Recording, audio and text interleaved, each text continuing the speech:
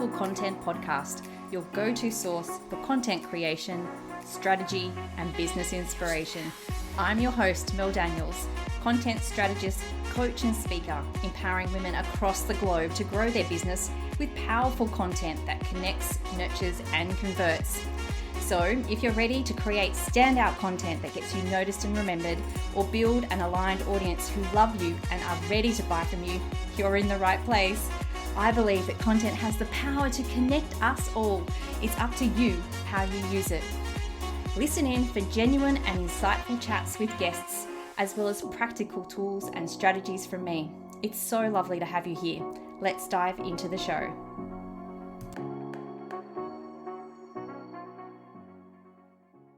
I acknowledge the Wongal people of the Eora Nation as the traditional custodians of the country that I am recording from today. I recognise their continuing connection to the land and waters. I pay my respects to elders past and present and extend that respect to all First Nation people listening today. Hello, beautiful people, and welcome to episode 101 of the Powerful Content Podcast. Today I have with me the amazing Steph Gobrael. Steph and I have connected through communities such as Mums & Co.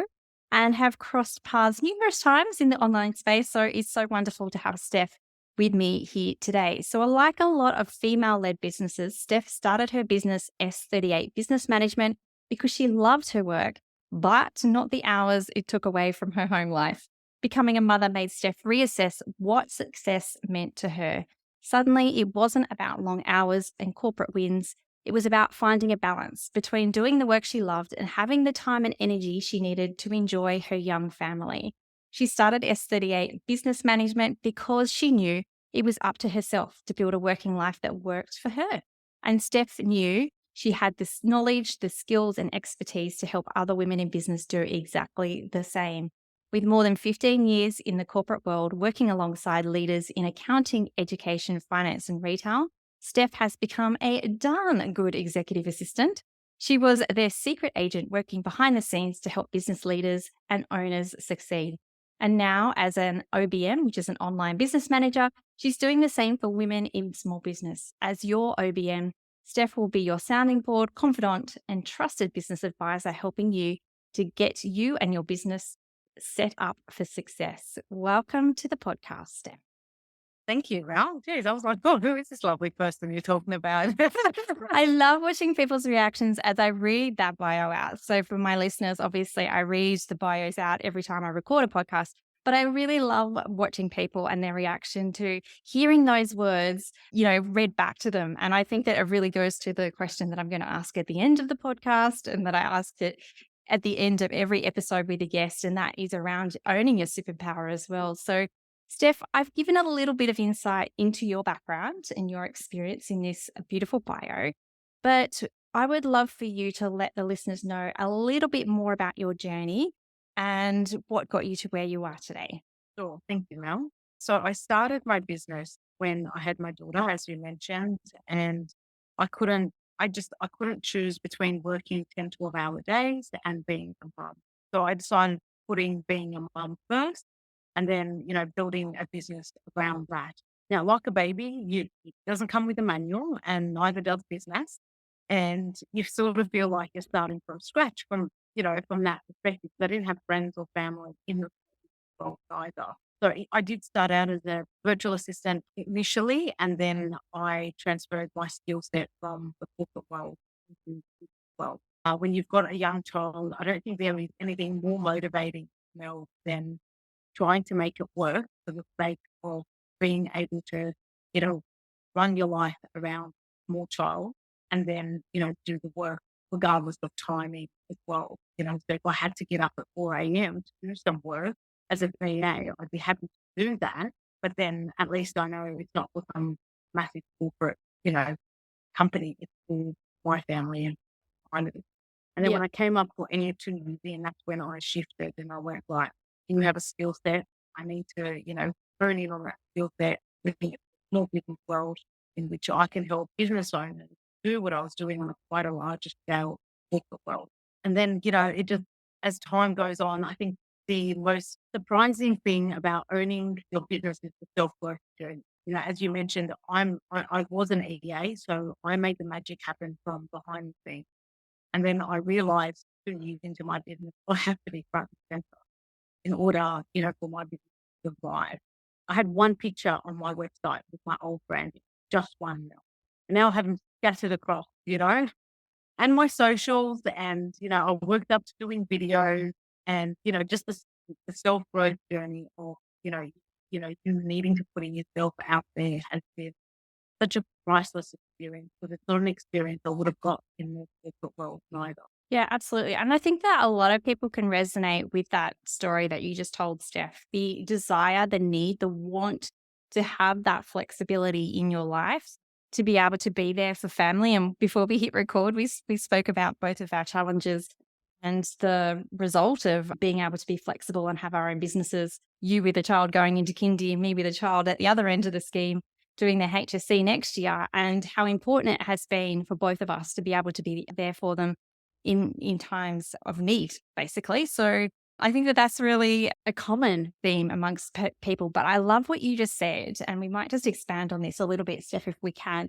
around the self-worth journey. I myself also started as a virtual assistant and gradually, niched into content and really found that to be my strength. Funnily enough, it was in line with all of the previous corporate roles I had, with my qualifications as well. But it took me a very long time to come to that point that, yes, I was an expert in a particular field. So how has that self-worth journey been for you? And you even touched on your website. I know that you've got a brand new website, and perhaps you can weave this into explaining as well what that rebranding journey has been like in line with your self-worth. Sure. So I think, people buy from human, people buy from people. This is one of the lessons I learned. They don't buy from business. They want to know who they're dealing with, especially post COVID. Right now, I think it's changed the landscape completely. And I think it's really important to build that know, like, trust with, potential clients or even your audience. Someone can be watching you for years. Someone from the corporate world was watching me that worked with one of my GMs. He just got in contact with me. So I've been in business 4.5 years, and he wants to work with me next year. And I was like, I had no idea you were even watching me, So you don't know who's watching. And you have to keep being, this consistent. You have to keep stepping out of your comfort zone. You've got to, I think people know when they're comfortable, and then it's really about taking that baby step onto that next level. And if you're uncomfortable, that means that you're moving out of your comfort zone. And sometimes this might take time, and that's okay. I think these things take time, and we have to acknowledge that's okay. But 1% every day is better than standing still in business, and as a person. So, I think it's so important to be able to even acknowledge, how far you've come, because that's a massive win in itself. No one could have done that for you. You did that for yourself, and yeah, it's just been this massive journey of, slowly. So I've always been trying to find ways to, okay, I've, I've started to do videos. What's the next thing that I can do to really take myself out of my comfort zone? I've started now doing lives, but I'm doing them very slowly because I still, sort of my mouth at times, as we're human, right? But there's other things that I'm doing as well, like applying for awards, because that's showing that I'm confident in my business and what I'm doing. And one of the other biggest lessons I've learned, Mel, and I'm sure you and others may agree with this, we're not confident in ourselves, no one else is going to be confident. And it shows, right? I've had a few lessons where it shows. So it's so important to be confident, in what you know and what you value, and to be yourself, because you're not going to be for everyone. This is another lesson, right? You're not going to be for everyone, and that's okay. We don't need to be for everyone, but that's that acceptance, Hmm. that you want to attract the tribe. You want to attract, you know, the people that are going to have good synergy for you to work. So many gems there, Steph. Oh my goodness. And so many things that I agree with as well, like being yourself, especially when it comes to content as well. That can be really, really difficult for people. But the moment that we lean into what our strengths are and our values and beliefs and bring them to the table with our content, it's not only going to be easier for us, but we're going to find those people who truly align with us. So I love that. And I would like to say that I have noticed that there has been a few more social media posts from you around awards and going to becoming finalists and going to award ceremonies. What has that been like for you? So starting out, it was the most daunting experience ever, can I just say? But again, we all have to start somewhere. Now for me, it's a night out, not being mum Steph, it's being adult Steph, getting dolled up and going and enjoying a three-course meal without being interrupted and and just really, feeling like an adult. I mean, I don't do this unless I'm going to an awards night, So 'cause, Debbie, it's still, hands-on when the kids are young. So when I do sort of get a chance to go now, I'm like, "You know what? I can look after her. I deserve a night off." And, you make the most of it, and you're in the room. That's what matters, Yeah. I haven't won yet. One of these days I will. Maybe 2024 is my year. But, the point is I'm a finalist. I was picked out of, all those people to be, a finalist, and that speaks volumes. That creates credibility, that creates all sorts of good things for your business. I've seen people start following me after I put up that I'm a finalist. So definitely build credibility and, that I mean, in a small business world, you have to throw your hat in the ring. When I started my business, I was of the mindset that, people nominate you. And the most important thing I've learned about applying for awards is understanding which awards you want to go. So you can apply for plenty, and then you really sort of realize which one, you know, you are aligned with your values and what you want to be known for, sort of thing, like associated with which award. So I think that's a lesson I've had in the last year of applying for awards. Oh my goodness, it certainly is, isn't it? Like everything we do is just every opportunity we take, every challenge is just about that growth journey.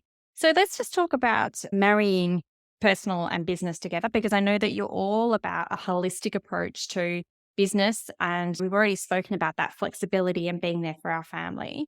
But what does that balance, or Mums and Co use the word harmonization, between business and personal look like for you on a daily basis? So I call it a juggle. I don't call it Okay. balancing. And It is a because it juggle. is a juggle, Yeah. right? You're never going to have all of these balls in a straight line sort of thing. But I think the most important thing that I do, Mel, is I look at the week or the following week and I see what I have on and I plan around it. So, for example, if I have an appointment for my daughter or myself, I might block that day out so I can really give that 110% time to work without feeling stressed or the need to respond to clients. And then you communicate with people as well. So I always look ahead, see what I have, so that way I can plan my week around. And I think giving ourselves that permission that it's okay to take time for, personal errands or things that you got to do for the kids or, things you might need to, you know, some like a sport that you want to go watch your kids do or whatever it might be. It's okay to do that. Because imagine this, if you're still in the corporate world, you'd still be making time to do this stuff, right? So why not, give yourself that permission and make the time when you're calling the shots, right? You're like the primary carer and stuff, where it's got to be all on you. Yeah, absolutely. I hear you loud and clear with that particular juggle. But before we hit record, you were telling me a story as well about you were speaking to a client recently. And well, I'll let you tell the story. You tell the story. So I was speaking to my client and I can sense he was stressed and he was overwhelmed. And it was really nothing he was saying. He was talking about work and I can hear it come through in his voice. And I asked him, when was the last time you did something? And he goes, oh, I don't know, to be honest. And I said, okay. I said, how about this weekend? You stop and do something for yourself. Whatever you enjoy doing, just take a couple of hours and do it for you. And he goes to me, oh, I can't. I've got so much on. I go, you've got 48 hours over the weekend. I'm sure you can find a couple of hours where it's just for you, just stop off from this hamster wheel that we run on, Mhm. called. And he did it. And he told me on the Monday that he felt such a sense of relief because there was no one there to tell him, stop, take a break, and look after yourself. And that Thursday, the coming Thursday, he booked me in to see some show that was, that he was going to with a friend. And I said, amazing. So all it took was for him to have a couple of hours to himself on the weekend in order for him to realize, oh my God, I feel amazing. I'm going to do something for me during the week, not on the weekend, and it's just going to be for me. Yeah, and it's amazing, isn't it, that sometimes it actually does take someone to plant that idea in our head or to give us permission to actually go ahead and do it. So, obviously, running a business, there is a lot of stress, there can be a lot of overwhelm. What are some tips that you could give us to help us relieve that stress and overwhelm a bit? You've given us an example right there in taking a break, but are there any other ideas or tips that you could give us to help us stop moving into that space of burnout? Because I think that stress and overwhelm can really lead to burnout. So, is there anything else that you suggest? Sorry, I've mentioned this before, planning. If you just look at the week in advance and look at what's happening, is the majority of it meeting? Try and understand your energy. I always talk to my clients about this now that, are you a morning person? Are you an evening? If you're a morning person, you should not be having meetings after 3 o'clock in the afternoon. Your brain will be fried by that point. Put some boundaries in place. Do something for you, even if it's just going for a walk. I had a past client, I said to her, "What do you love doing?" Because she carried a load like we did now. And she goes, "Steph, I used to love swimming." I go, "Why can't you go swimming for an hour?" She started doing it, and it was like she rekindled the love that she had for swimming. So really just implementing that one thing you want to do for yourself in your week. So it's part of your schedule, right? You just mentioned that you did that planning on a weekly basis, Steph. Is is that the best way or the way that you do it yourself in terms of planning week by week? So I do a short-term planning, yes, and then there are long-term planning as well. Now things change and that's fine. So, if you want to set goals, um, I don't say for the year. It's a really big goal, then yes. But, sometimes taking it quarter by quarter, is a little bit easier. And then you break that down into your month and then into your week. So then that way, you know what you're supposed to be working on and you're not scattered thinking, oh, what do I do now? Then so that guidance breaks down will help. But the other thing I also say, Mel, is aim for 3 things a day. Even if it's 2 meetings and one thing for your business, that's fine.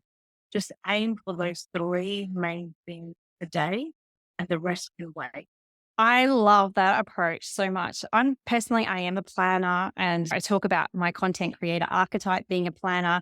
I love to schedule things. I love to batch things. I love to be in control. I love the to do list and cross things off.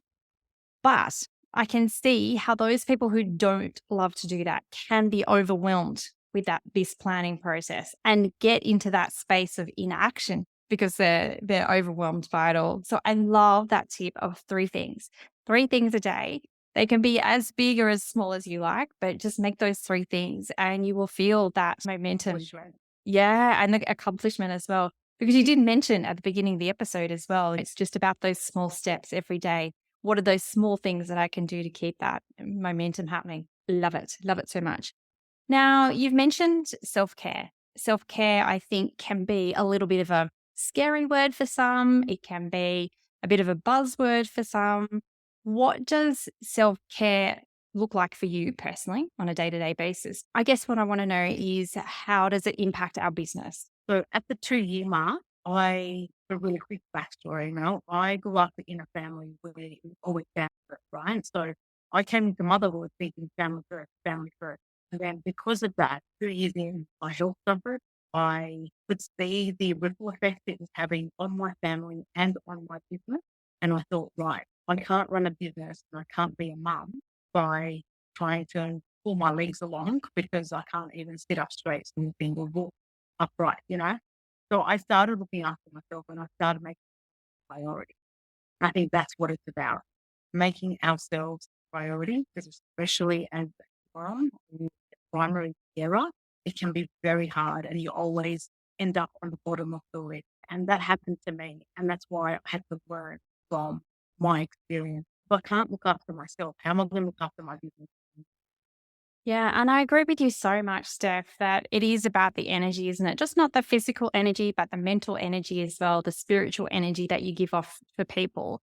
It really does get picked up by your clients, even through social media, through your content as well. People can really feel that energy. I also love how self-care doesn't necessarily have to be something huge. I think that when a lot of people think of self-care, they think, oh, I have to go and book myself a massage or I have to go and book myself a facial. Yes, it may be that, but I will share my little self-care thing every day. Every day I do two things. The first is a cup of green tea every morning, and I go and sit in a room without my phone. Usually the dog might come and follow me, but I will just sit there and think about perhaps what is coming up in the day, or I might just totally zone out altogether. So that's my little moment, and everyone knows not to disturb me whilst I'm having my green tea. So, I get up in the morning and do the lunches, get everyone prepared, ready to go out the door, and then I have my green tea. And the other thing that I do, and people may not even think that this is self-care, but I actually take a break at lunchtime. I don't sit at my desk to eat my lunch.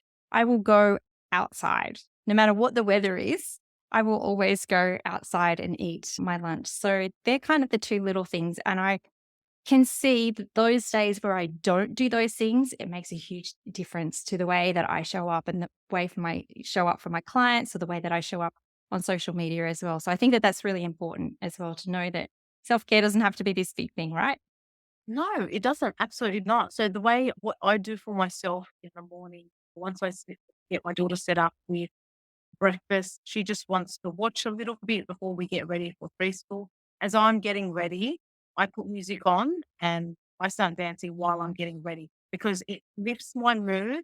It sort of motivates me to get ready for my day. And sometimes my daughter comes and joins me. So it's a good thing. So that's one way that can start. That's how I like starting my day. And then, as you said, just getting outside, either for lunch. I got outside today because I was going to put a load on the line, like a load of washing. But in that 10 minutes, I could see I already got some vitamin D.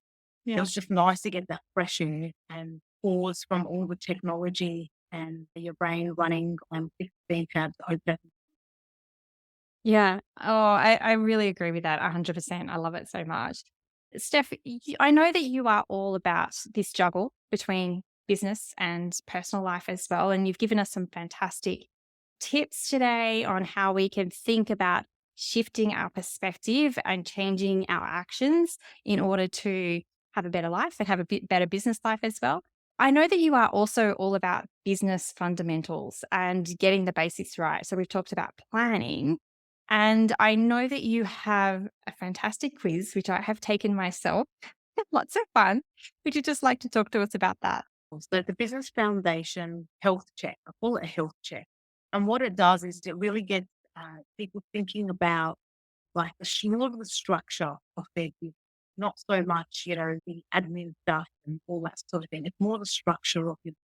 And whether, those foundations are in check, or is it giving you something to think about that you might be needing to do to improve in your business as well. And the reason why I created that is because I'm all about I like looking at structure and talking about your business. It's like an online shop, we've all got foundations in place, and it's just a really good way to look at your business as a whole. And probably it's the best way to take a step back from your business and really sort of assess it. Yeah. And I would agree. It is extremely useful to even just be prompted to think about things. A couple of things I thought, oh, yeah, I have that under control. When I went, do I really have that under control? So if you are looking at your business foundations, strongly recommend you go and do the Business Foundations health check. Now, one of those questions was around community and having a support and networking. And I know that community is extremely important to you, and that you are a volunteer host at a local business community as well. But you've got something special in the works, and that is a community in terms of a beautiful membership. So do you want to just speak about that for a second as well, Steph? Sure. Thank you, Mel. So I am starting a business support membership. And that way, we not only going to build relationships with me, but it'll be building relationships with other people in the community. And it will be having sessions with all of us coming together, talking about what challenges, and then you'll have access to me during that month. That's what I'll be starting very soon. I just think that I always hear that people need that sounding board, and like even I do, to have that outside perspective. Yeah, so I totally agree with that as well. Just having someone else outside of your own little cocoon, because we do get cocooned in our own business and working by ourselves, not necessarily having a team. And I won't give away one of the questions in the quiz. I was going to give it away, but yeah, just not having those people around you to be able to support you in the way that you need, it can be difficult in business. So I think that this membership will be a great asset to anyone who wants to join. I'll make sure that I pop the links in the show notes to both the quiz and the membership as well. So, Steph, I love to ask all of my guests this question. I love to ask them about their superpower. So, what do you think is your superpower? I think these days my superpower is being able to, I guess, pick up on. It's a bit like that sixth sense. It's not what's being said; it's what's not being said. Mm. So, for example, if it is the stress, if it is the overwhelm, it's those silent things that we don't mention. I feel like I can pick up on them. So I'd like to say that's my superpower at the moment. Beautiful superpower. I love it. And do you have any final parting words of wisdom before we finish up today, Steph? Just to, anyone that wants to get some sort of feedback on their business, they're welcome to book a discovery call with me. There's no obligation there. I'm always happy to, help people sort of jump on the right path for their business being the beginning of the year. So, feel free to reach out, connect with me. Thank you so much for coming on the podcast today, Steph, and sharing your wisdom with my listeners. I truly appreciate you being here. Thank you, Mel. It's been fun. Thanks so much for listening. That's it for another week. To get more powerful content in your life, make sure you're following along on socials. My handle is @meldbusiness. And just in case you're wondering, the groovy music for this podcast was created by Just Here on SoundCloud. I'd also be super grateful if you took a moment to rate and review this podcast so more amazing women like you can experience the power of content. And if you're like, hell Mel, stop talking, I'm ready to work with you now, here's how we can work some powerful content magic together. Firstly, come and join the Content Effect, my membership inspiring women with service-based businesses to ditch the content chaos and start creating stand-out content that gets you noticed and makes sales. You can join us by using the link in the show notes or just Google the Content Effect. The second way we can work together is via my one-on-one packages. We can create a sustainable content strategy or start to build out your client journey. It's up to you. Hop on over to meldbusinessservices.com.au/services to find out more. Until next time, have a beautiful week and embrace the power of your content.